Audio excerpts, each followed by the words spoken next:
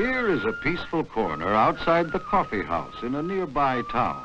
The hour is noon, and all is calm.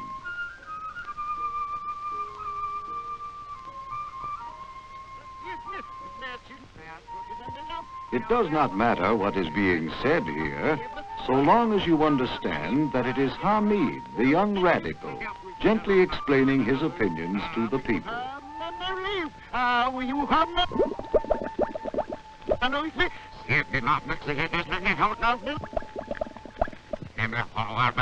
You all agree, don't you? In that signal, but you don't believe them, do you?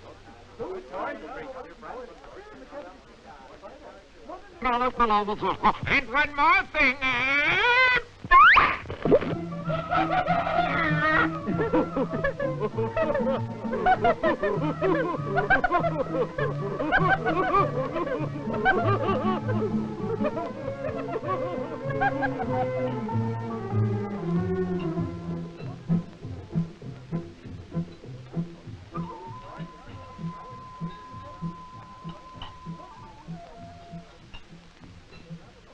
The big noise is quiet again.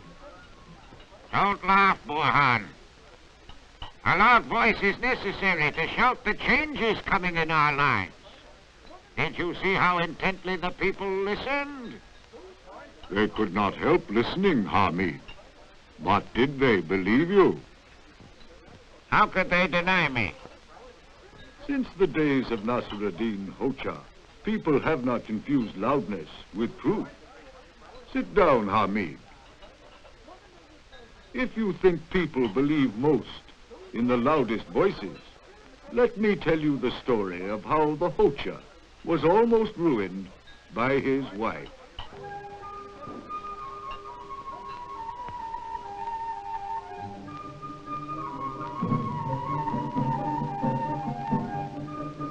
Never let it be said that Nasr-ed-din Hodja did not mind his own business. In fact, he even minded it when he was asleep. In one dream, a merchant offered him only 9 lira for some wool, but the Hodja was smart enough to hold out for 10. Then, before he could sell his wool, the sound of someone outside interrupted the Hodja's sleep. Even so, Nasr-ed-din kept his eyes shut and cried out, "Come back, come back! I'll settle for the 9.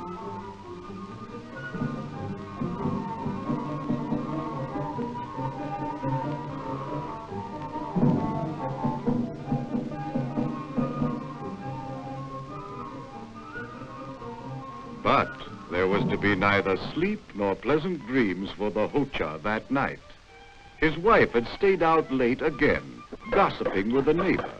Now she found herself locked out and began begging Nasr-ed-din to let her in.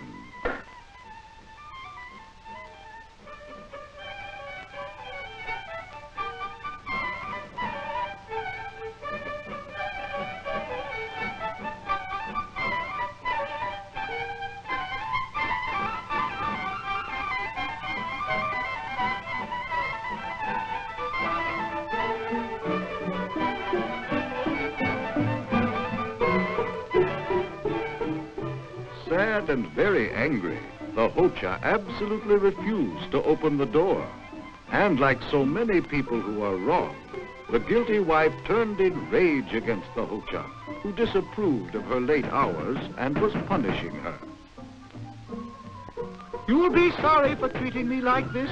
I'll throw myself down the well and be done with you once and for all. Do you hear?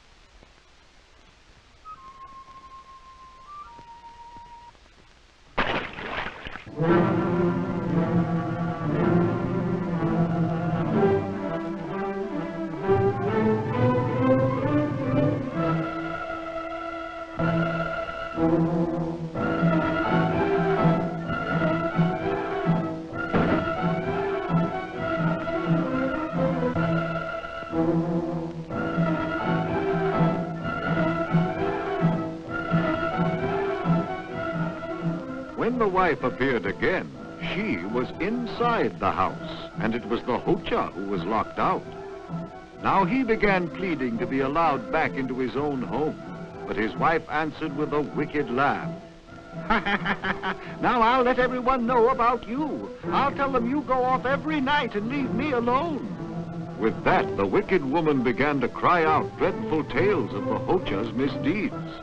And the more Nasr-ed-din protested, the louder his wife screamed her falsehoods into the quiet night air. Tell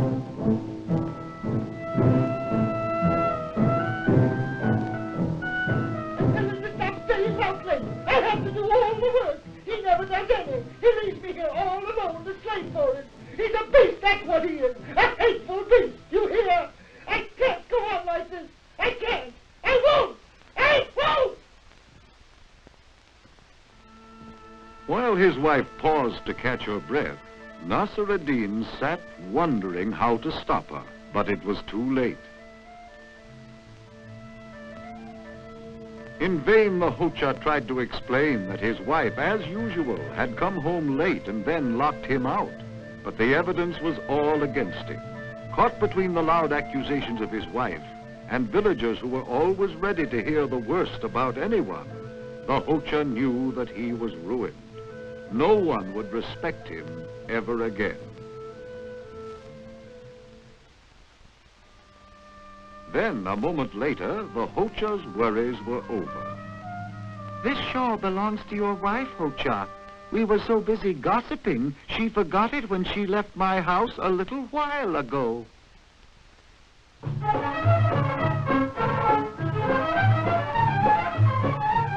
Now there was no more laughing at the Hodja.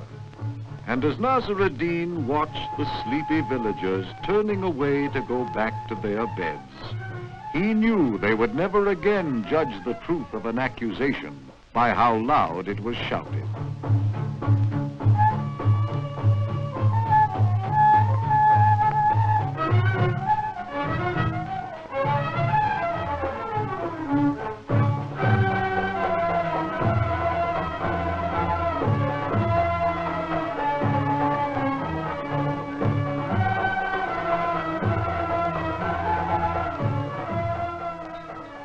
And so, to this day, no wise man ever believes the loudest voice is the truest, just because it drowns out all others.